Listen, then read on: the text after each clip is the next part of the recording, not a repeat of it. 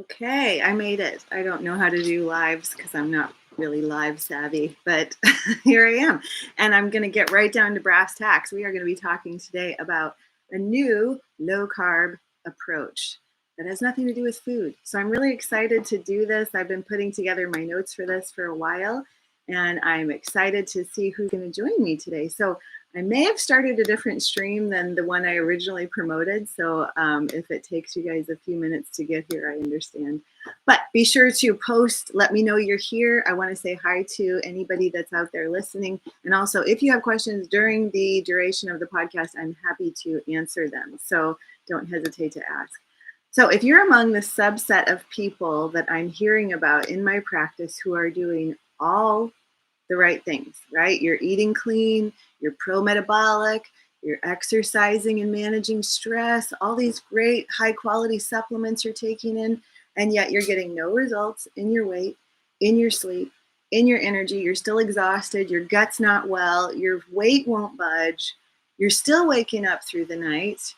I'm so glad you're here today because this live podcast is for you. This information I've put together is for you. And so I hope that you're going to glean a lot of tips and tricks and a lot of hormone helpers, because we are going to focus on a lot of the hormones, the endocrine system, and such. So actually, it's not just for you guys. This information is for everyone and it applies to everyone's health, because what we're talking about today affects every organism on the planet.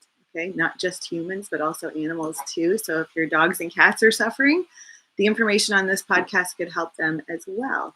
And the rest of the world does not recognize and see this subset of people that are not getting results. You know, they're doing all the things. They've been on Whole30 for years. They've been dialing in their health to the nth degree. They never deviate from their plan.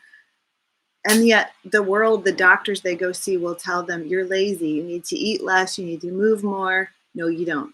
Okay, it's not your fault. And it's not about the food, and it's not about exercise. Okay, we're not even talking about exercise today. It's time to go low carb. Nope, not with your food. You can keep eating the same way you are right now and still lowering your inflammation, your weight. You can improve your sleep drastically and create more energy than you've had in the last 20 years. And I'm going to show you how this new low carb approach works, but it's not what you think. Okay, so before I enlighten you with my many tips and tricks and hormone helpers, let me educate you as to why I call this a new low carb diet, even though I hate the word diet. That has nothing to do with food, so that's why I'm okay saying it. Now pay attention. The light that you're under right now, the light that you're looking at, in front of, underneath, and essentially the way you are lighting your world, specifically with artificial light, is elevating your carbohydrates, your glucose in your body. It's as if you're eating high carb, even if you're on a low carb diet. Regardless of the food you eat, actually, it's as if you're giving your body the wrong kind of food from light. That's right. The new low carb diet is to lower your blue light and your artificial light, but it's even more than that. So before you switch from this live and go, yeah, I've heard you say organize your blue light and blah, blah, blah, I want to tell you something that really struck me with Dr. Jack Kruse, who I follow, and I really respect the information that he puts out. So he says something profound that I believe in. Obesity starts in the eye, he says. Circadian biology is so fundamental to sleep and metabolism that few people realize just how important it really is. And it's more important than your macros or your micronutrients.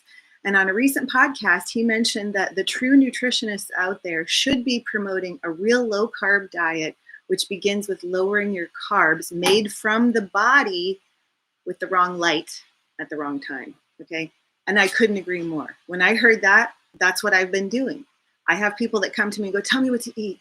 Tell me how to move. And I'm like, cool, we can talk about those things, but what are you doing just before bed?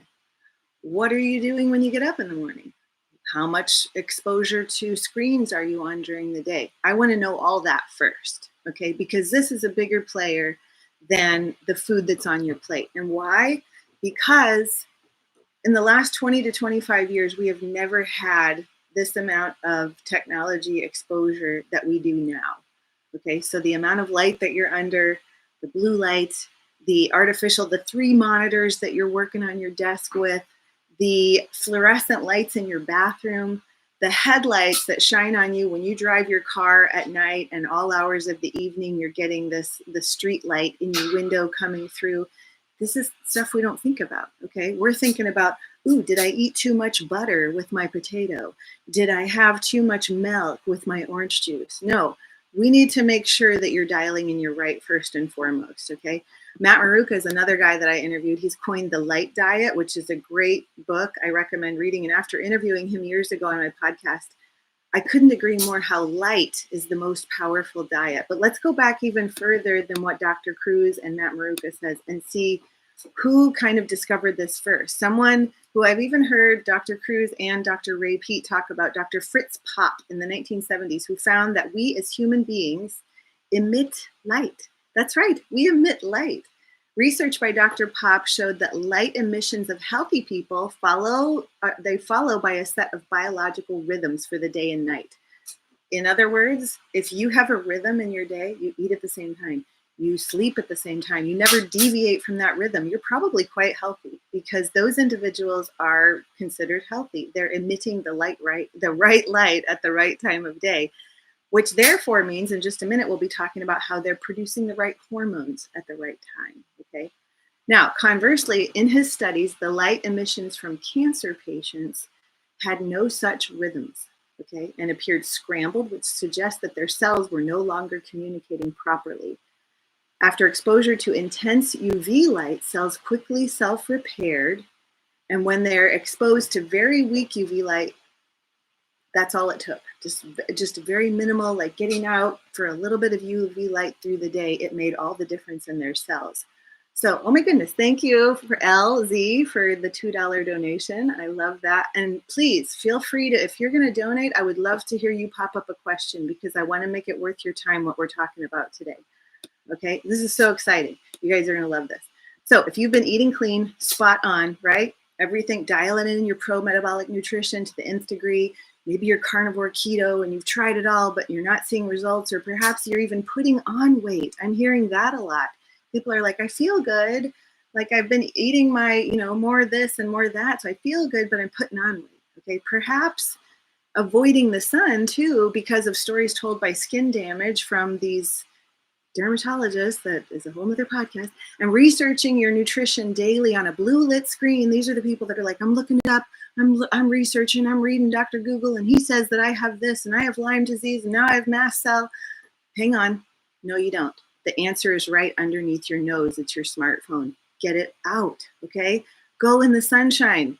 If you take the amount of time that you're spending on a blue lit screen stressing yourself out about what your diagnosis is, take that amount of time that you're doing all that research and go outside in the sunshine and tell me if your health does not change within 2 weeks, okay? All right, so what if achieving your aesthetic goals of fat loss, body recomp, and feeling amazing has more to do with just changing your light, just changing your environment, rather than lowering your calories? Could it be that simple? Yes, it could, okay? Now, before you move on and say, no, I don't buy this, it's all about food, I'm going to share with you some research, because I'm all about the research. I want you to know that I'm not spewing this out of my gut. This is actually published data that I want you to be aware of. A study in 2019 showed that the exposure to light at night, or artificial light at night, also known as Alan, we're going to call him Alan, not your neighbor, has increased considerably, which may impact human health negatively. This is a study, I'm quoting it, and it showed that no matter how one eats, 1 hour of blue artificial light at night, increase the non-fasted glucose levels together with plasma corticosteroids. Bottom line, when you're eating 1 hour, it doesn't matter what you're looking at. 1 hour after the sun goes down is what's creating the glucose spike in your body. And corticosterone means it's raising your cortisol. Anytime you raise your cortisol, you're going to release more glucose from your muscles, from your butt, from your thighs. These are the biggest muscles in your body. You're going to rob from Peter to pay Paul. You're going to make sugar out of your muscles, gluconeogenesis, making of new sugar, okay? And you're going to use that to energize your body, okay? Because your body's under stress, because it goes, wait a second, you're in blue light? Like, I just had blue light at noon today when you were outside with your buddy. Why am I having it right now? This is stressful. So let me release some cortisol in response to this. Okay. Well, yeah, we're going to get into that. Hang on just a second. And it starts from birth. Here's another study just came out about higher blue light exposure in pregnancy is associated with higher fasting glucose and insulin birth weight. The insulin's, let me say that again, infant birth weight, their insulin actually increased, okay? Reduced use of electronic devices before bedtime is a modifiable behavior. That's what this study said. So it was about, even at the start of life, how a mother could actually reduce her device usage before bedtime, and that could enhance the health of her unborn baby and also the baby that she's going to have, okay?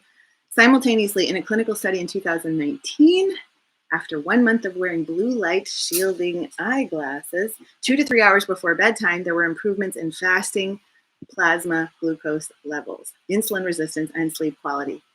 Bing! Okay. If you get nothing else out of this podcast, this is all you have to do, okay? To lower your glucose, you can simply do this. Put your little blue light blocking glasses on, and it will reduce your glucose. You're on a low carb diet when you're not exposing yourself to artificial blue light, Alan, at night, okay? Al says, you think blue light blocking glasses are enough to counter blue light negative effects? Yes, I do, okay? And I've seen it actually in a client I had who was addicted to Lunesta. She was taking Lunesta every night. And I said, just humor me and put on these glasses and see what happens. You can keep taking your Lunesta, but I just want to see what happens. Well, she would get so sleepy, she would forget to take her Lunesta before bed. And so she inevitably stopped taking it. She just put on the glasses at night, and each night that she didn't need or remembered the Lunesta, she didn't take it. She's now completely off of her Lunesta, unless she doesn't wear the glasses. So by the way, these are the new Swanwick magnetic. You can go from day to night. It's like business in the front, party all night, okay? So you have one set of glasses that do the trick. I'll have the link in the show notes too in just a little bit. So in 2013, a study showed exposure to unnatural light cycles is increasingly associated with obesity and metabolic syndrome. Yikes, okay? It's not about the food, you guys. Like, eat the way that you like to eat. If you want to eat low carb, fine. If you want to eat pro-metabolic, repeat, orange juice, eggs, and meat, cool. If you want to go carnivore, awesome. Do what feels good to your body as far as nutrition goes, and then set that aside. Now we want to focus on what is your light environment? What is your environment? Because we're going to be talking about EMF too, how important that is to dial in. Okay, then there's the effects on leptin, and leptin's big in the podcast world right now. Everybody's talking about leptin resistance. Leptin's your master hormone. You got to dial in your leptin. Okay, we're going to do that right here. Leptin is your master appetite regulating hormone, and essentially the master hormone because it regulates and is regulated by circadian rhythm, and it's immensely affected by light. Okay, leptin resistance stems from Alan. If you're going to be leptin resistant, you're probably going to start with insulin resistance, which starts with our artificial light at night. There's that Alan again. Okay, so when the sun sets at night and our eyes stop seeing certain frequencies of light, and these are the ones that keep us awake, like blue light and green light. These are energizing us, and when they stop, we start slowly releasing melatonin. Okay, melatonin's awesome. We know that. Melatonin upregulates leptin in the brain, which is why a lot of times when it starts getting dark out, or maybe you're camping and all of a sudden you've had dinner and the sun goes down and you're sitting around the fire, you're not hungry anymore. Like, you're not thinking about food. It's because leptin has been regulated. Then on top of that, leptin upregulates if we're on the scale of releasing melatonin, leptin then upregulates thyroid hormone. Yeah, everybody's talking about that too, and helps with fat burning at night. Yippee, okay? So no melatonin from excess blue light at the wrong time of night when we're on devices and we're Netflix and chilling and we've got the overhead can lights and we're in the bathroom with fluorescent lights on us and we're doing little selfies with our selfie stick with the light shining on us. Like, don't do that at night. Do it in the day. But no melatonin from that creates ROS, reactive oxygen species, which is inflammation. Okay, that's all you need to know. It's inflammation. It's inflammaging, like it's aging you, blocking the leptin signal, as well as leading to increased energy demands, such as the need to eat more. Ever head to the kitchen when it's dark out because you're like, I'm hungry? Well, what have you been sitting in front of? A 70-inch screen TV watching, Friends again, or whatever it is that people watch at night? I have 4 channels and I don't turn my TV on at night, so I don't know what's out there. But you're also decreasing your energy levels, leaving you, when you wake up in the morning, you feel like you don't have enough energy to move. So these are the people that are telling me, I'm tired. I'm tired when I go to bed. I'm tired when I get up in the morning. I don't have energy. I can't even work out anymore because I have no energy to work out. Okay, this is leptin and this is melatonin, and this is the effects of artificial light at night. Never in human history have we had these mini sunshines all around us, tablets, computers, iPhones, televisions, that are emitting large amounts of blue light in human history. And now we have 70% of the population can't sleep. Okay, that's the majority of people that I'm talking to are having hormone disruption and they cannot sleep at night and they have no energy. This is the running synopsis. If I could just put on my voicemail, stop the blue light, take magnesium, and get your light right through the day, maybe go off gluten, call me if nothing changes. Those are some of the biggest players I see when it comes to moving the needle, okay? So here's a quick tip before we dive into the tips. Eat with the sun. When it comes to leptin, when the sun comes up, time to eat, okay? You're an hour within waking, you should be eating something to tell your body, release these hormones. Go out in the sun, watch the sun come up while you're eating your breakfast, because that sunlight in your eyes tells your brain, this is morning, release this amount of testosterone, release this amount of cortisol, release this amount of this and that amount of that. And your body, those clocks in your brain, suprachiasmatic nucleus, if you want to get technical, the clocks in your cells are all going to tell your body when to release the right signals for hormones. Yay, that's what we want. So eat with the sun. When the sun goes down, kitchen closed, okay? Then if you want to create an even better environment, you're going to switch to red light and as little light as possible at night. I have my little like Swanwick, Sauna Space Photon light back here that at night I just flip that on. That's my light in my room so that I can move around and do things, but I'm not affecting my circadian rhythm. Okay, it's kind of like firelight. If you want to light a fire at night, cool, go for it. Now, what about body temperature? Because another question I get from people in the pro-metabolic circuit is, I'm trying to get my body temperature up. Well, let's talk about some science when it comes to light, not food, okay? As it relates to healthy thyroid function, a recent study in 2023 alluded to the fact that our artificial blue light exposure not only affected body temperature, but also elicited higher cortisol. Okay, higher cortisol, as we know, means more glucose produced by our bodies. There's your carbohydrates coming in that you did not intend to have. All right, one study just released this year explained how artificial light at night causes metabolic dysregulation. That encompasses everything that has to do with our health. Basically, if you are consuming, that's right, you're taking it in. So this is a diet, okay, your light diet. If you're consuming artificial light at night, you are not pro-metabolic and you are enlightened now as to how you're destroying your health. So sorry, those of you that think you're pro-metabolic, but you're not dialing in your light, you're not pro-metabolic. You can drink all the orange juice and milk that you want to. You can follow Rate Pete's suggestions to the nth degree, but if you're not dialing in your light, not pro-metabolic, okay? It's not just about food. It's not just about junk food and junk workouts. It's junk lighting, okay? Are you with me, right? Under large amounts of artificial light at night, or any excess blue light, it's as if your body is consuming a donut, but you don't even get the satisfaction on your palate of the donut, okay? Just as the detriment of added weight gain to your hips and pre-diabetes create a whole nother problem, okay? So if you're putting on weight, and you're doing all the right things food and exercise wise, now here's your sign. I want you to play with your light, and I'm going to give you a ton of tips and tricks to do this. All right, here's another study. I love this study from 2015, which states, and I quote, circadian misalignment caused by chronic ALAN exposure, artificial light at night, may have negative effects on psychological, cardiovascular, and or metabolic functions. So there's the metabolism piece. ALAN also causes circadian phase disruption, which increases the longer duration of exposure and exposure later in the evening, okay? And it also has been reported that shorter wavelengths of light preferably disturb melatonin secretion and cause circadian phase shifts, even if the light's not bright.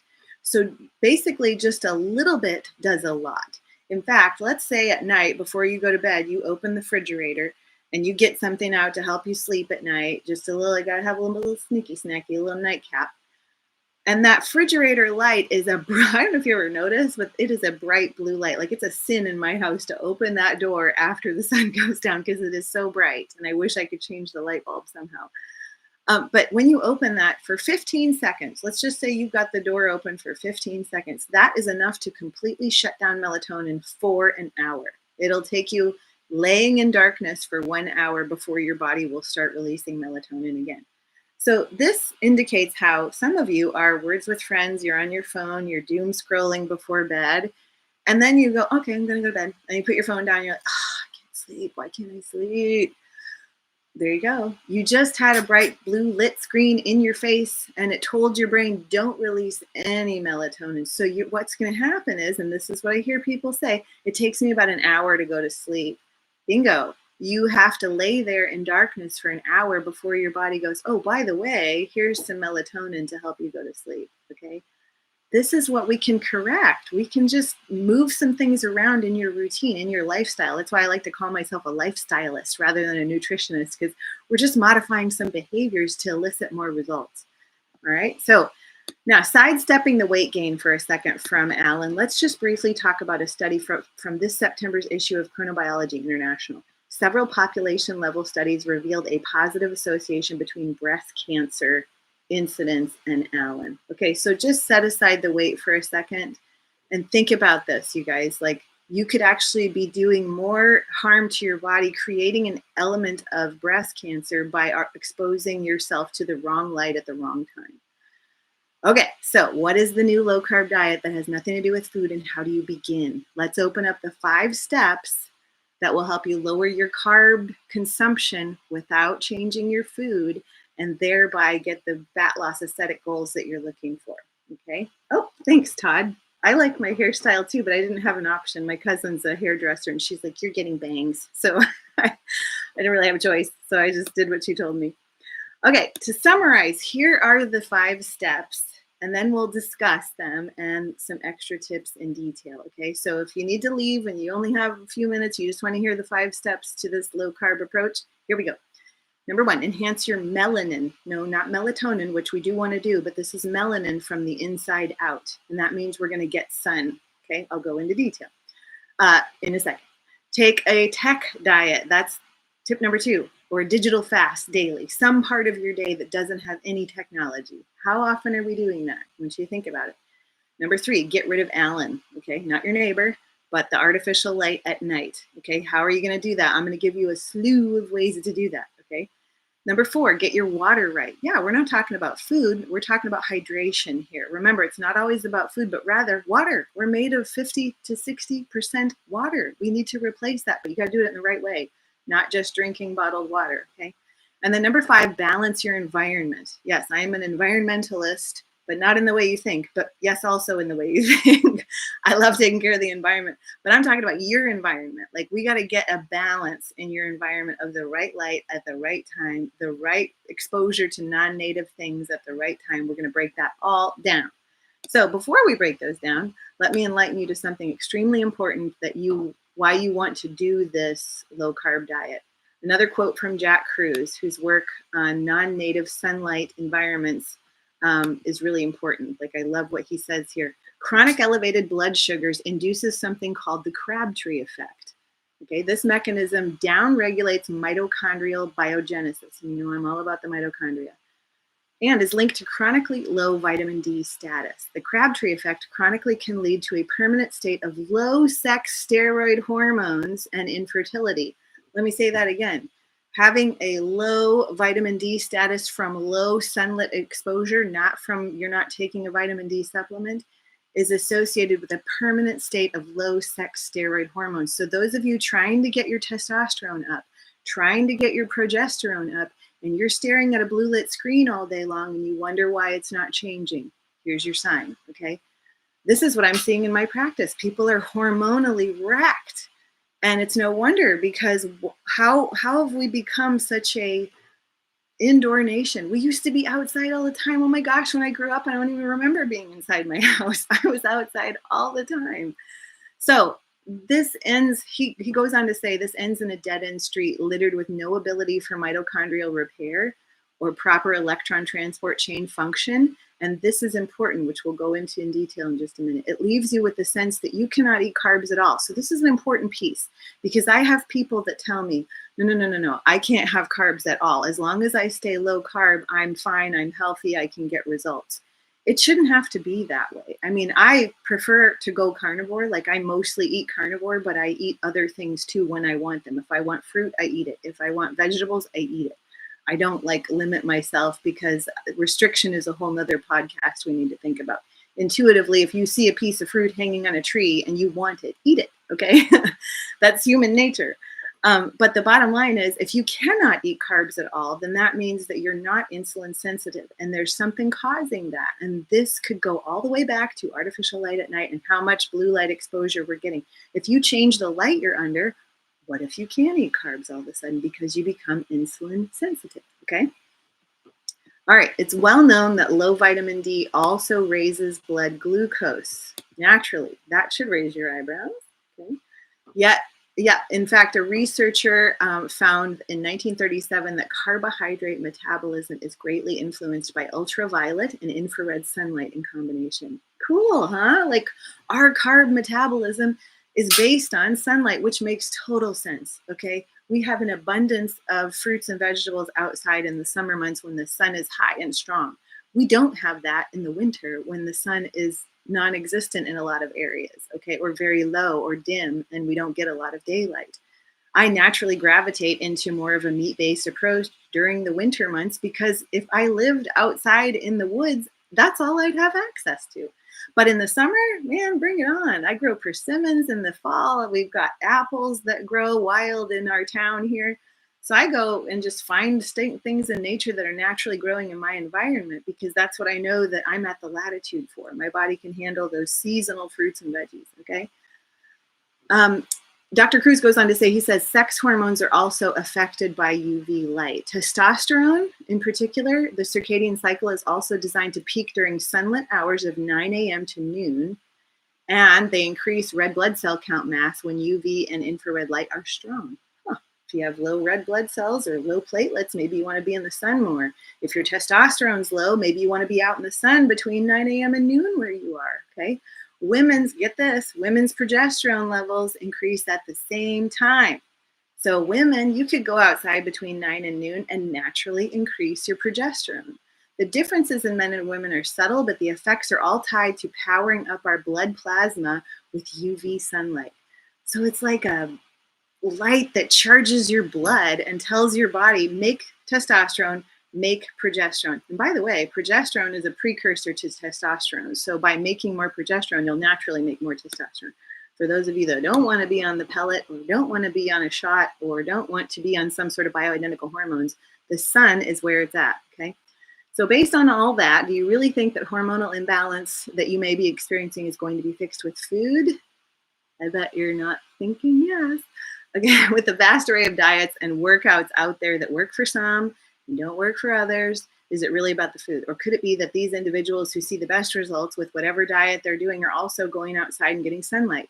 I'm sure some of you have seen this woman on social media, Maria Emmerich, I think is her name. She's pretty cool. She's like promotes like protein sparing fasting and lots of protein and stuff like that. The woman looks great, but why? She lives in Maui. She lives in Hawaii, where she's getting sunlight every day. Could it be that her light is right? And it wouldn't matter what she was eating as long as she's in that environment where her light is right, you know? Elle says, give us long-term review of infoceuticals sometime. Hey, I'm getting ready to do another podcast on infoceuticals. I am addicted. In fact, I have my little infopathy pad right here attached to my computer. I love this thing. So yes, you can get any supplement at your fingertips. And when you plug this in, you can use the red light and the blue light in it to use pulse EMF on your body, light frequency on wounds. Like I'm dealing with a ankle injury right now that I've been putting it on to help the red light right on that ankle. And man, it just cuts that any sort of inflammation or pain. In fact, ever since I've been doing that, I haven't had any like swelling in the ankle. So that's pretty cool. All right, we've got a little bit of science to dive into here now. So I want you to put on your thinking caps and listen up, because attention, a tan will enhance your fat loss and your health more than eating tan foods. Okay, so yeah, remember the craze where it was like brown bread, brown rice, brown potatoes, and da da da da da. And I'm like, no, just get a tan, okay? Because you're going to get more benefits from something called melanin that we're about to discuss more than anything. So this is tip number one. This goes into enhance your melanin. Here we're breaking down tip number one with sunlight, why you need sunlight and why melanin is important. So this is going to get a little technical, so stay with me. You know me, I break it down into layman's terms as best as I can. To understand this, you need to understand something in the brain called the substantia nigra. Yeah, stay with me. The substantia nigra, let's break it down. Latin, black substance. That's what it means. Substantia, meaning this is substantial. This is a part of the brain that's very essential. And it means it's important. And nigra means black, okay? So it's full of black matter, the substantia nigra, full of melanin. Melanin is a dark pigment, and it's full, this substantia nigra, it has a little bit of iodine, but it also has some melanin, okay? So neuromelanin is the black brownish pigment that mainly accumulates in dopaminergic neurons. I want you to keep in mind that word dopaminergic, in the substantia nigra. Now, the first thing you might recognize is we see a relationship with melanin and dopamine. For example, the loss of melanin in the substantia nigra in the brain is the primary defect in Parkinson's disease and Alzheimer's.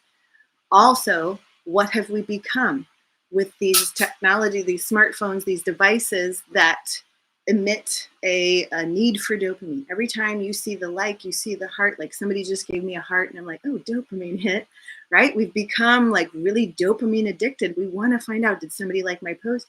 Did somebody like my picture? Okay, this is a dopamine hit, but we've gotten it so much now. Like every time you swipe a TikTok video, it's like dopamine, dopamine, dopamine. And pretty soon your body goes, yeah, I'm just not hearing that anymore, to where you become more dependent on that hit. So you're more and more on your device. You're more and more on these new apps, and now Threads, and now this, and Instagram, and all the things. Okay, so we become dopamine addicts, but at the same time, we're actually low on dopamine. That's right, because our dopamine is getting more and more desensitized in our brain. Okay, it's a whole nother podcast, but basically we're in a low dopamine society, and you can re-regulate your dopamine to help with your brain health by not being on devices and getting sunlight for the actual long-sustaining dopamine. Okay. Interestingly, melanin seems to play a role in hearing. Okay, early studies show a link between too little melanin and hearing loss or deafness. Okay, I just wanted to throw that in there, that melanin plays a part in many different things. Now we're going to get into how we make melanin, which I know you're all kind of, you see where I'm going. Like sunlight brings this pigment to your skin that is melanin, and yeah, we're going to get there, I promise. In these later studies, though, the neuromelanin that we're talking about in the brain was identified as a genuine melanin with strong chelating ability for iron and the affinity for compounds such as lipids, aka fats, pesticides like glyphosate, and plays a protective role in our body. So here we are talking about neuromelanin, this amazing chelating agent that if your iron is too high, if you have too much glyphosate, if your fats won't come down, you're not burning body fat, then you need to make more melanin, okay? But wait, there's more to melanin than meets the eye, pun intended. We make melanin through the skin exposed to the sun. Our skin has an eye-like ability to sense light, and that triggers the production of melanin. So when you go out and you look down and you kind of pull up your swimsuit, you've got that line, the little tan line, that is where your skin just made a bunch of melanin from sitting out in the sun, okay? Now, this is where it gets really cool. All right, so eumelanin, there's different kinds of melanin. We just talked about neuromelanin. Now we're going to talk about eumelanin.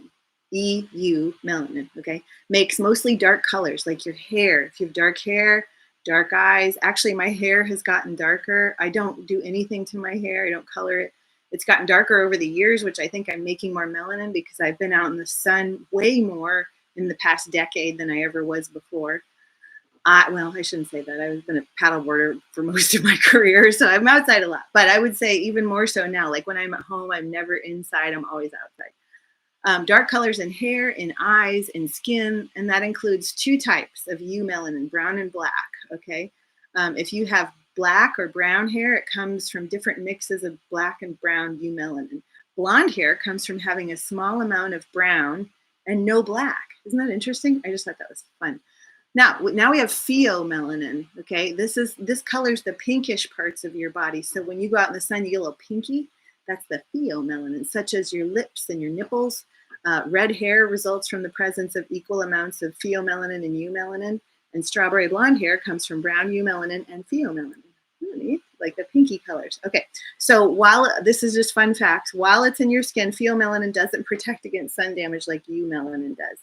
So when you get that pink on your skin, if you're real fair complected, pay attention to that because you probably got all the light that you needed for that moment. Like really fair people only need about 15 minutes of sunlight to make melanin and to make vitamin D. They don't need a lot because their skin is so open to it. Okay.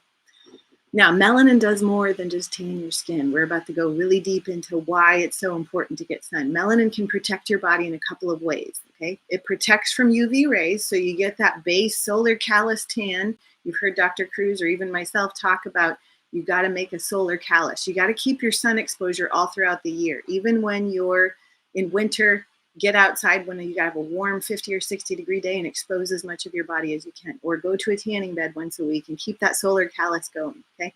Melanin helps protect your skin. This is why you'll hear people go, oh, I'm going on a cruise, so I got to go to the tanning bed for a month before so I don't burn. That's right. They do need to do that, but they should do it all year long. They shouldn't just do it right before a vacation, because otherwise, if you step out on the beach after being locked in your big comfy sweaters all winter, and you spend any amount of time in the sun, you're going to burn. And that's harmful. We don't want burning sunburn on the skin. We want just to get that base tan and keep that tan. Like I can go out in the sun for 8 hours now and I don't burn. I was just in Maui a few weeks ago. I could be out in the sun in the ocean all day long. I don't burn. I keep a solar callus to where I only get a certain color and then I don't go beyond that, okay? And there's a reason why. I'm going to get into that. Melanin absorbs all these different frequencies of light and spreads them out in the skin's top layer, and that keeps them from doing damage. The other thing that melanin protects from is reactive oxygen species, which we talked about earlier, can be made from blue light. These are molecules made during your body's natural cell processes. When they build up, they can cause early aging, which is why a lot of dermatologists say if you get sun, you're going to be aging, and even illnesses such as diabetes and cancer. Melanin finds these molecules and gets rid of them. Bottom line is, the more you have a solar callus, the more when you're out in the sun, the melanin is actually going to work in your body for you. So it's not just on the skin. Your body actually pulls melanin into your body and uses melanin just like chlorophyll is to plants. We need melanin to survive, okay? There's a reason why you tan on vacation and then you start to lose your tan on the airplane when you're coming back home. Your body relies on melanin on the inside. Remember how there's that black matter in your substantia nigra just as much as it does on the outside. So it will take melanin from your skin, suck it in, and enhance those neuroprotective effects on your cellular processes, keeping in mind that one of those effects was burning lipids, fat, okay? So it puts you in more of a fat loss state when you actually get melanin, pull it in, and use it up. How cool is that? So if you're still with me after that big melanin journey, let's talk about melanin's friend POMC, okay? So previous work has shown that a melanocyte stimulating hormone, okay, this is called MSH, which promotes melanin, so it's like a hormone that promotes your skin making melanin, is produced from another precursor called pro-opioid melanocortin, okay? That stands for POMC, or pro-opioid melanocortin is the long version of POMC. And POMC levels increase when cells are exposed to UV rays. How about that? So your skin and your eyes see sunlight. They produce something that's really rad. They produce this POMC, which then helps to produce melanin, but does way more than that. Okay, so a researcher by the name of Barbara Gilchrist, chair of the Department of Dermatology at Boston University, adds this quote. So once you have a tan, your DNA is better protected for the next time that you're out in the sun. Essentially building what's known as your sun callus not only protects you from DNA damage on the skin, but also the brain, okay? According to a recent study, POMC deficiency, that's when somebody's not going out in the sun, they're not getting that POMC stimulatory action for the melanin, causes severe obesity. Yeah, you knew I was coming back around here, so here we are. POMC actually, when it's deficient, when you're not getting sunlight, creates severe obesity that begins at an early age, but can occur at any age. and is characterized by uncontrolled appetite, obesity, and adrenal insufficiency. Okay, so when you're stressed, when you're under blue light, not sunlight, and when your appetite feels out of control, here's your sign. You need more sun. Okay, POMC deficiency strongly impacts energy balance and systemic glucose and lipid metabolism. Okay, POMC is not just about making melanin. Now we see that it has other mechanisms in the body of helping you burn body fat and increasing metabolism. POMC from seeing the sun is released in the pituitary, and POMC makes MSH, which is the common precursor of not only the melanin, but adrenocorticotropic hormone, ACTH, which helps with stress, okay? So then it releases the MSH to make us tan from the melanin and endorphins. Now you know why you feel so good and jovial when you're out in the sun, and that creates a really good, healthy body. And so those of you that go, I'm addicted to the sun, like myself, like I love the sun. There's a reason why. Those endorphins that we get from being in the sun are actually twofold. Yeah, they're making us healthier, but you just feel good. You feel jovial, like I said. And the biggest bang for your buck, so POMC regulates the endocrine or metabolic pathways of the body via sunlight. In fact, the skin operates as a fully functional peripheral neuroendocrine organ. Yeah, a study shows stimulation of the HPA axis of the element POMC signaling enhances steroidogenesis. Listen, you guys, you can actually make your testosterone even after it's been low. You can make progesterone even after you found out of it being low, but you got to go in the sun. It's that simple. You don't have to take a progesterone supplement. You don't have to go get a testosterone pellet. You could actually just take all that time that you're investing searching on the internet for how to increase your testosterone and simply go sit in the sun between 9 and noon as often as you can and see what happens. Elle says, I wonder if being behind glass negates most of the benefits of sunlight. Unfortunately, it does. So this glass has different, depending on the manufacturer. I know of one manufacturer out there that actually lets the certain frequencies of UV light in, but the majority of them do not. So a simple strategy is if you have a window you can crack, then light pragmatically comes in and hits, and all you have to do is have that little crack in the window. You don't have to have the whole window open. It just has to let those frequencies in past the glass, and then it's going to bounce off your surroundings and hit you in a way that helps you. So in your car, when you're driving, I always have a window cracked, or I have my sunroof open, or something that lets the actual frequencies of the sun in, because different frequencies are blocked through different glass. Very good question, though. Okay, so to summarize point number 1 about melanin and sunlight and POMC, getting sun daily is like medicine and the most free and effective weight loss and health supplement you've ever tried. It's the sunplement, okay? So aiming for early AM sunlight. I want you to see the sun come up. Here's your little regimen for the day. Some midday sun, okay, on your lunch break, or anytime you can get out. If your buddies are going on a smoke break, you're going on a sun break, okay? Some midday exposure, such as 15 to 20 minutes, or even 10 minutes, or even 5 minutes between 9 a.m. and noon. And also later sun exposure after the sun starts to set. So you can tell your brain, look, the sun's getting lower. Look at that red light coming at me. It's time to start winding down and getting prepared for sleep and down regulating my appetite, okay? Let's tie a nice big bow on this sun exposure piece for the low carb diet. POMC reduces food intake. It improves basal metabolic rate, and it lowers blood glucose in a study in 2022. Okay, so this is so powerful. Look up POMC and research it, or listen to Dr. Jack Kruse about it, because you'll be amazed at what just getting sunlight is going to do for your health, okay?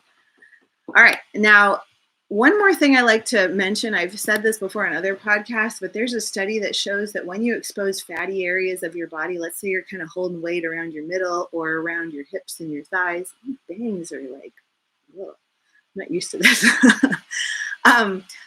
That is going to be an area you want to expose to the sun. So if you have like a little privacy screen in your backyard and you want to get a little naked and sit outside and expose those areas that you're really not comfortable with the rest of humanity seeing you as, do it, because you're actually going to burn stored body fat, or lipids, so the study shows, from the cells when you expose those areas to sunlight. That's how powerful sunlight is.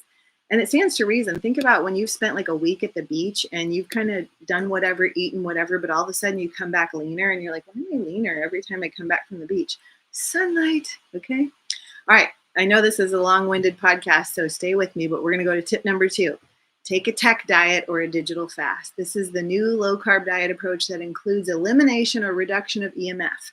That's right. It's not just about blue light. I want you to reduce your non-native exposures to things that in the last 20 years, we have not been seeing the research on what it's doing to our body. Like you and I sitting in front of this device right now, it's doing some damage. So we're going to have to counter that. And I'm going to get into that in just a little bit. So to do this low carb diet, you can eat what you want, but you will be limiting smartphone usage in your hand or your pocket or your small Lululemon side carry sling bag every minute of the day. That means if it's on your body, it's on airplane mode. Okay, because we don't need it pinging to the cell phone tower 900 times per minute sitting in our pocket when studies show that the biggest issue that comes from EMF on your body is low testosterone and low fertility and low sperm count. Even if you're not a female, testosterone is your friend. And so when you see a study that says your testosterone level is going to plummet, get the cell phone off your body, because if you go into PubMed and you research all the different studies on EMF exposure, the biggest thing that comes up is the reduction in testosterone. Okay, I just want you guys to know that too, that if you're trying to put on muscle, you're trying to lose body fat, testosterone's where it's at. And if you're diminishing that, here's your sign of why it's not working, okay? So part of this is getting it out of your pocket, out of your little sling bag, a reduction of sitting in front of that computer or holding a laptop. Don't even call it a laptop anymore. It should be on a table with some sort of protection of distance between you and it, or an iPad on your lap. No, let's get that out of this low carb diet and get away from the device. Set it up on a table to where if you have to use it, you've got a little stylus and you're moving it. You're not even touching it with your finger. Okay, that's how Steve Jobs didn't even want his own children touching an iPhone or an iPad. He wouldn't allow them to. Does that tell you anything? Like, oh my gosh. And then you're going to be turning off your Wi-Fi on your phone or your device or your computer, the Bluetooth off your device, your phone, your computer. Hello, sorry, Alexa, Ring doorbell people, you got to turn that off. If you can get the Ring doorbell in your house, you're getting the Bluetooth emission from it or the Wi-Fi emission from it. If you have Wi-Fi and Bluetooth in your car, turn it off, okay? Go to your settings and turn it off. If you can pick it up, if it can pick up your phone, it's radiating through your body, okay? And why do you need Wi-Fi and Bluetooth on all day anyway, okay? We need some time to just like be with our thoughts instead of constant notifications. All right, fact, long-term exposure to EMF affects bone and thyroid metabolism. Ladies, here's why your bone mineral density is deteriorating, not because you're not taking a Walmart calcium supplement, okay? Fact, non-ionizing radiation from non-native EMF devices, such as your smartphone, affect the thyroid gland. One study says because of where it is on the body in relation to the device's increasing TSH in the body. Here's your thyroid. Here's you texting on your device just about 6 inches from your thyroid, okay? Think about that. Fact, the most affected endocrine organs, including, according to one study, was the pineal, the pituitary, the adrenals, and the thyroid, the master glands that are essential to the control tower or command center of your body. The same study showed that wireless technologies that includes a Wi-Fi router increased TSH and created low T4, leading to hypothyroidism, which a lot of people have right now. Is it about the food? I don't think so. Where's your Wi-Fi router when you're working at your computer all day? How far is it from you? Because you want to get it as far from you as possible, or you want to get an Ethernet port and plug into it and turn off the Wi-Fi feature so it's hardwired. Fact, long-term, which is this, the only past, okay, if you're over 20 years old, I would say you've had long-term exposure because we've only had this technology since like 1996. I think I started going on the internet with AOL dial-up in like 96, okay? So if you're over, I'm 44, if you're over 20 years old, we've had long-term exposure. And this study said that long-term exposure to Wi-Fi affects body weight, blood glucose, there's those hidden carbs again, and the fatty acid metabolism. And this study was only long-term for 50 days, okay? So imagine 20 plus years, what it's doing to our bodies. Come on, I'm trying to get you to see it's not about the food. This is a nutritionist telling you it's not about the food. We've got to like dial in our environment. Another scary fact is that EMF emitted by mobile phones are largely absorbed by the head of the user, influencing cerebral glucose metabolism, causing body weight adjustments, since that is one of the main brain functions, as well as food intake, behavior, and appetite perception. So is your appetite out of control because you crave carbs, or is your brain running your appetite because it's stimulated by EMF? What about what I call Wi-Fi weight gain? A study in 2020 out of the Advances of Nutrition quotes findings of this systemic review and meta-analysis indicated that internet use was positively associated with increased odds of being overweight and obese. Now, it's not just the amount of time people spend on the internet. This is also the frequency that is absorbed into the body that is a stressor. Remember, cortisol is your stress hormone. Anything you do that's non-native to the body is chronically stressing the body, making you make new sugar out of the body, and therefore you have glucose coming in that you didn't even intend to have. And you wonder why you're on keto or low carb and you test your blood sugars and they're still high. It's not about the food. The food you've got it dialed in. We got to look at your light environment now, okay? Think about the correlation. EMF from smart devices in our hands causes something called calcium efflux. Excess calcium flooding certain parts of the body from EMF exposure and causing an array of symptoms that we see today. Making kidneys work harder, and it fatigues the body. So calcium is actually very calming to the body, but when you get calcium efflux or too much, it actually is creating this ongoing fatigue, okay? As well as more and more people getting kidney stones with calcium oxalate crystals.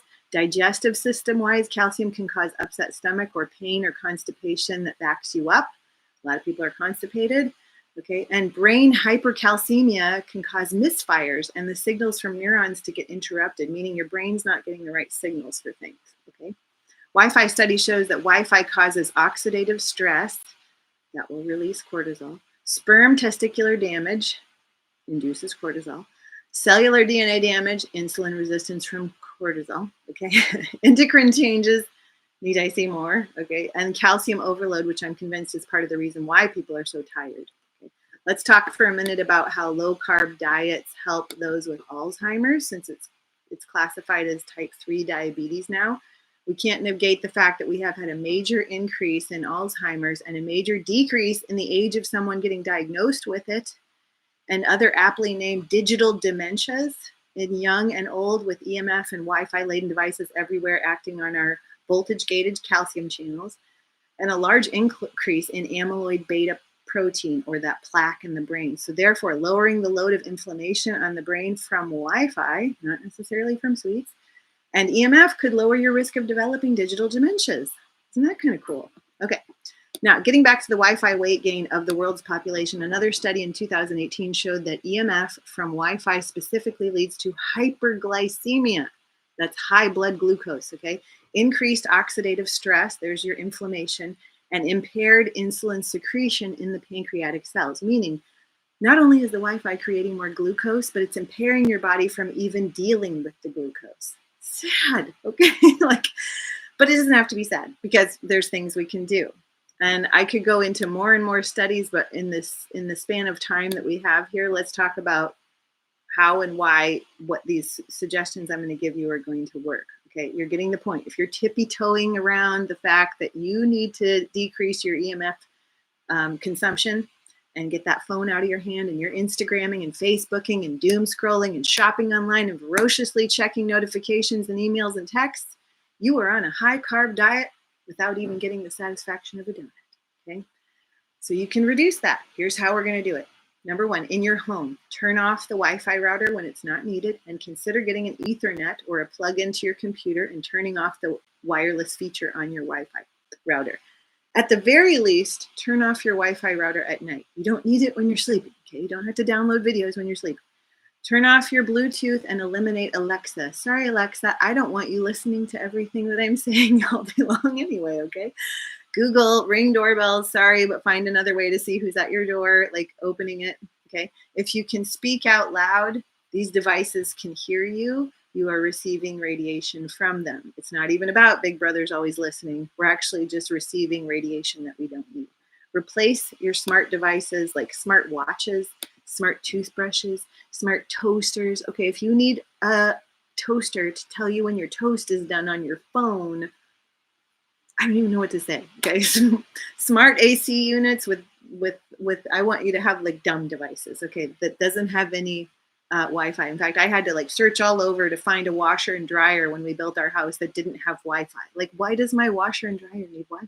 Okay, if you can check the steak on the grill and see if it's done cooking, you don't need a Wi-Fi attachment to tell you when your steak's done cooking. Okay, like walk out there and check it. Sleep number beds. I'm really concerned about people sleeping on these electronic beds and these chill pads that plug into the wall. And then they go, I think my sleep is better, but I don't know. I feel still kind of restless. You're laying on an electric pad. Like, this is not good for your body to calm down from stress. All of this radiation is a stressor.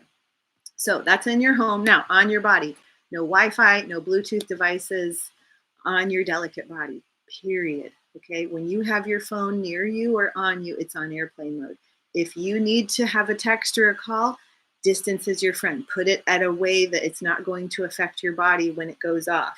If you want to make a text, turn it on airplane mode, make the text, set it down, turn it off airplane mode, and press send so it's not on your body.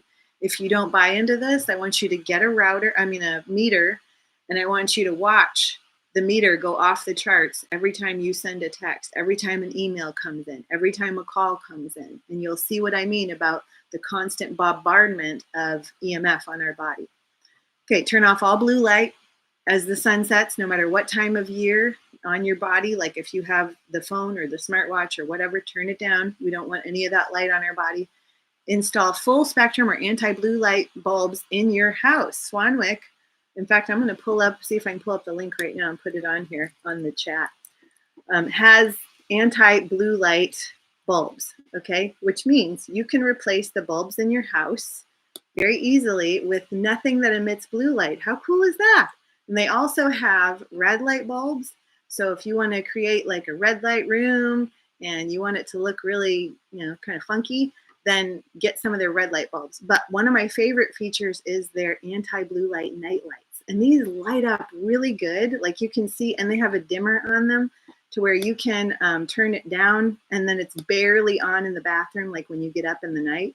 But then if you need the light, it dims up and then you can see without any light fixture on. Like it's a really nice night light. So I'm going to put that right here in the chat right now.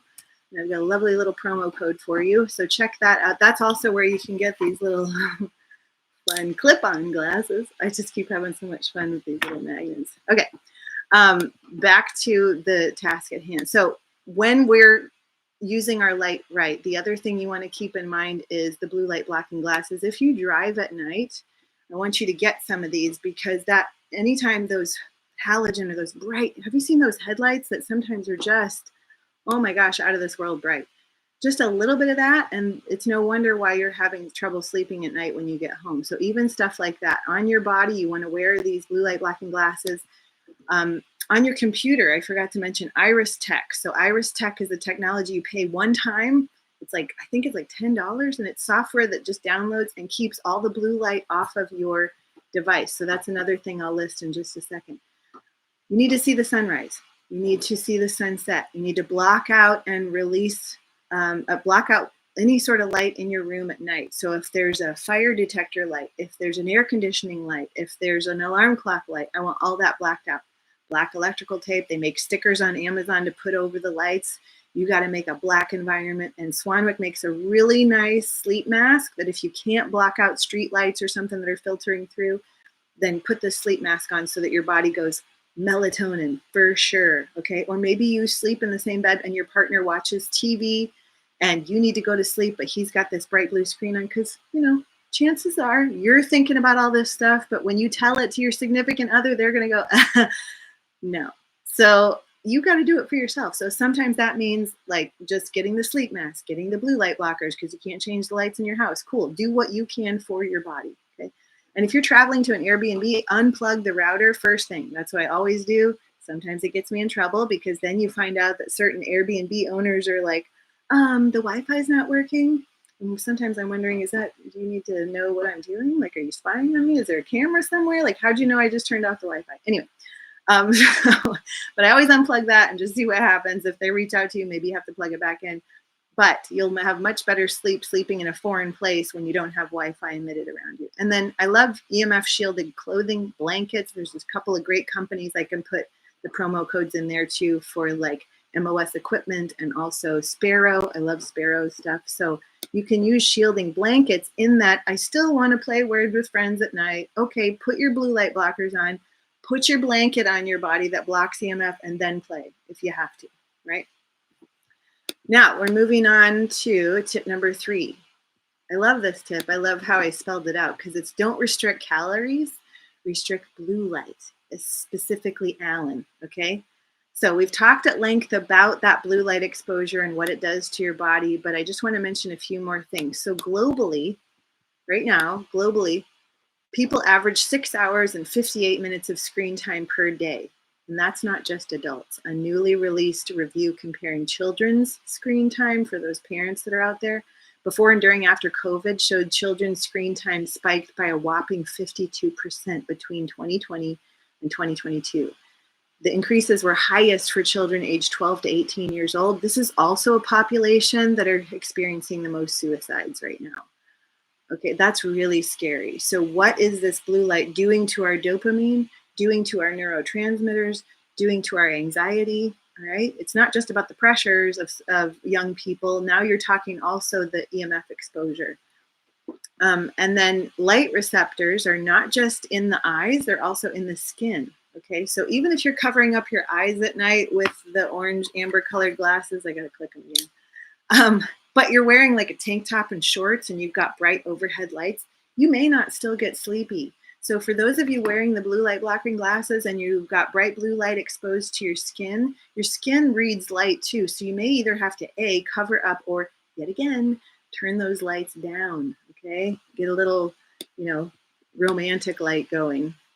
Flicker is another thing. Studies show that pulse light or flicker or flashes of light, you can't really see that on your computer, but if you take a video of it with your phone, you'll be able to see the screen kind of vibrate. That's flicker. It disrupts your circadian rhythm and shifts your sleep phase. So that iris technology I was mentioning, they actually have to where they block flicker too. So I thought that was really cool. So that's something to consider as well. Oops, I just tried to find the link to that and I'll have to come back to it because otherwise I can't keep going with my notes here.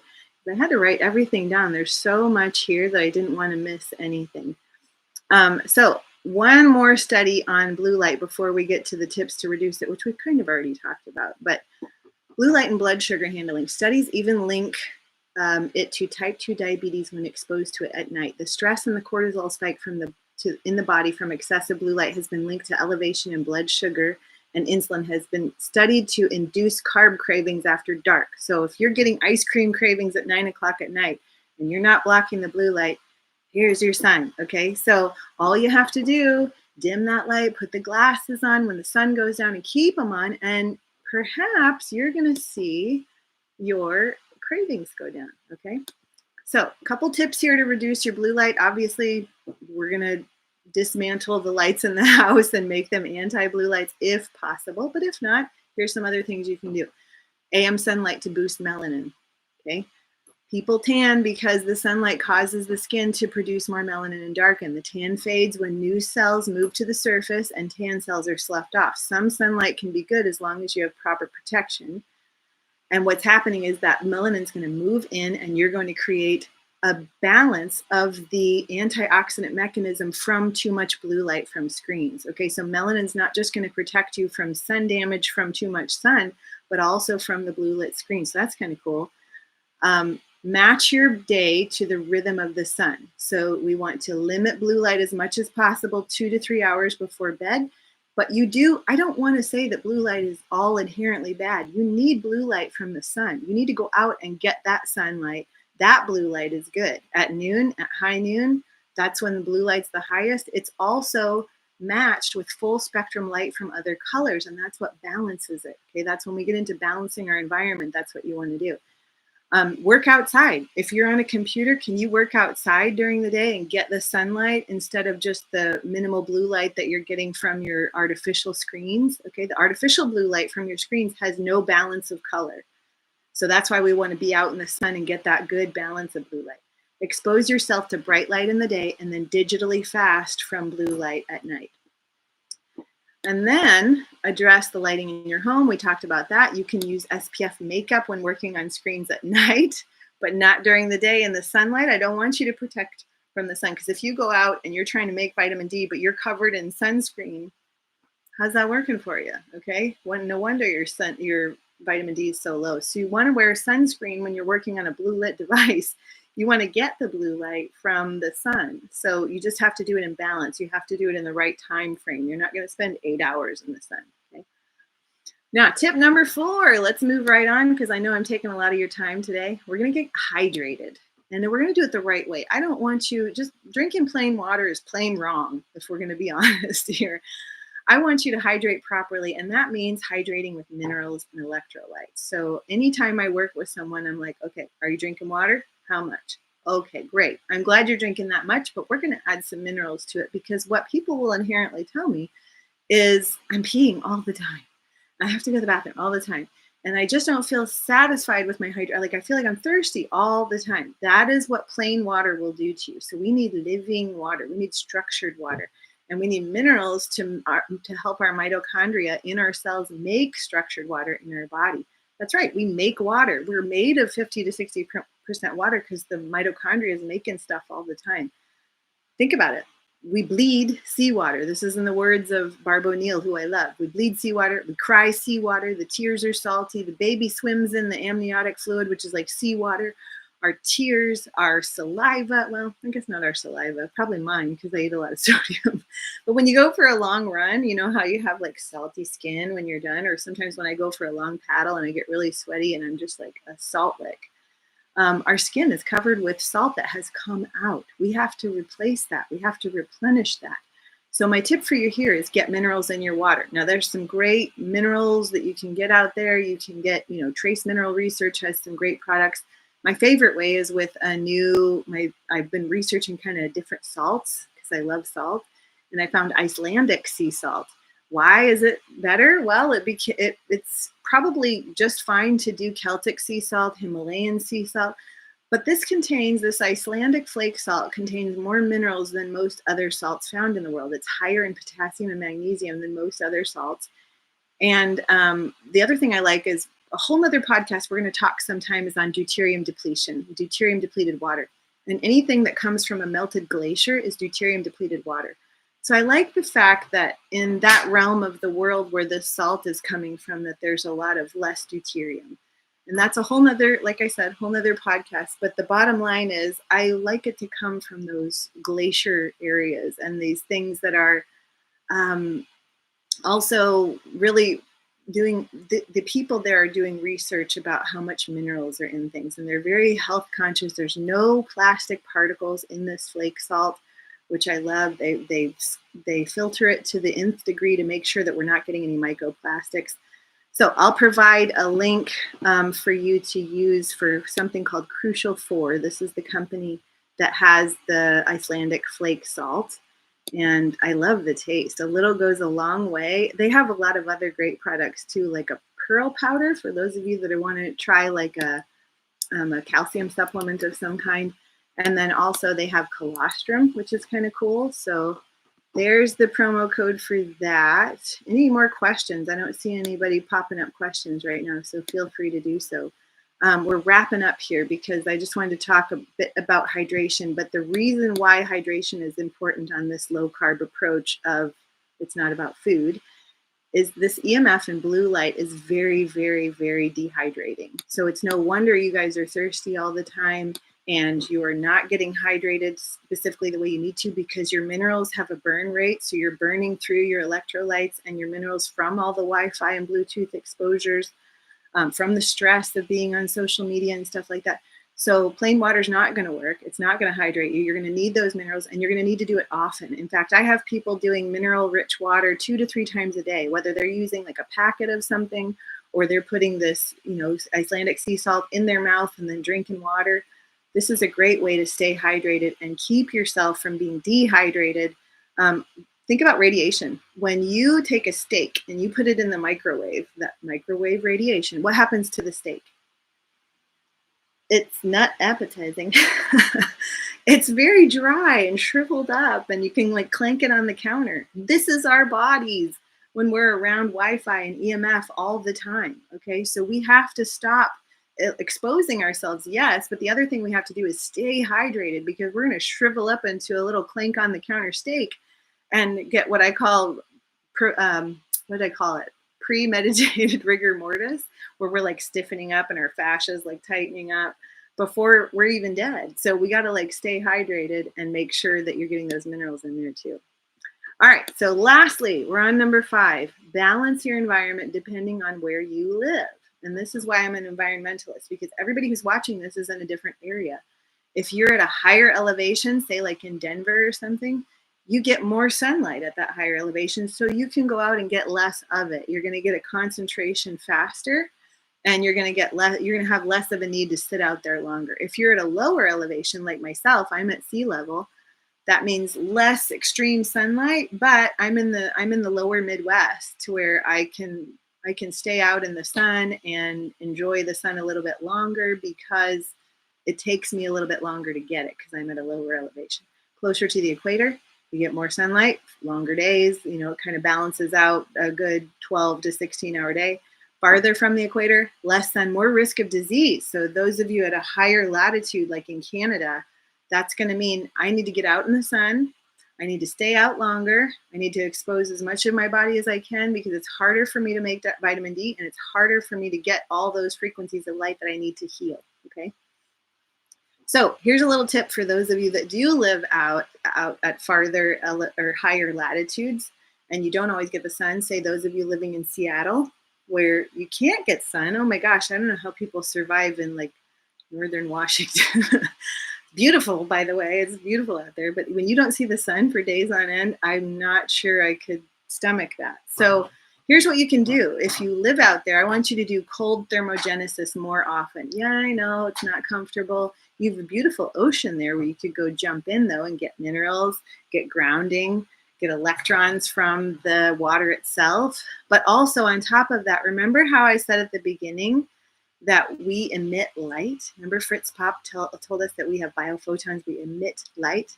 So you can actually make your own sunlight, not necessarily sunlight, but light frequencies from your body when you get in the cold. Your mitochondria, all of the different processes of your body will emit light from getting cold. Cold thermogenesis is very soothing and healing to the body, and it's soothing to your mitochondria, and it helps your mitochondria produce that light that actually keeps you going. So this is something to really consider getting involved in if you live at a higher latitude. Those of you at a lower latitude, you're at a benefit of going out in the sun and getting just what you need and having food that's grown in the sun. So make sure you're eating those things. And that's pretty much it. As far as balancing your environment, you're going to limit the blue light. You're going to increase the bright blue light from the sunlight daily. You're going to stay in the sun until you build a little melanin and you can see it on your skin. And then you're going to keep that going, because your body's always sucking that melanin in to use it to help you burn fat, to help you chelate out glyphosate, to help you neurochemically. Okay. And so all of this goes back to, it's as simple as this. We're going to get less blue light and more sunlight. Okay. We're going to get less bad blue light, more good blue light. Okay. So that in a nutshell is my 5 tips. Now, if you guys have questions, I'm willing to stay on and chat a little bit. I'm going to pull up some of those things I talked about, as far as like, if I don't get them here, because I got to find them, I'll put the promo codes in after I end the podcast. But I'm going to stay on and just let you know that upcoming podcast with Laszlo Boras, for those of you who are into deuterium depletion, I'll be talking to him about that. It's something that greatly affects like the detoxification of your body. And I've got a podcast I just released on minerals and electrolytes if you want to learn more about hydration and such. So I don't see any questions, so I'm going to wrap up for now. And this has been really fun. I hope you'll join me on this low carb diet approach that has nothing to do with your food. You can keep eating the way you want to. We didn't even talk about fasting because you don't need to. You need to fast from technology and amp up your introduction of the sun. Even as we're going into the winter and the fall, I want to see you guys out in the sun. Okay? All right, I'm ending for now. Bye. Thank you all for participating, Elle and Todd and whoever else was out there. I appreciate you. Bye for now.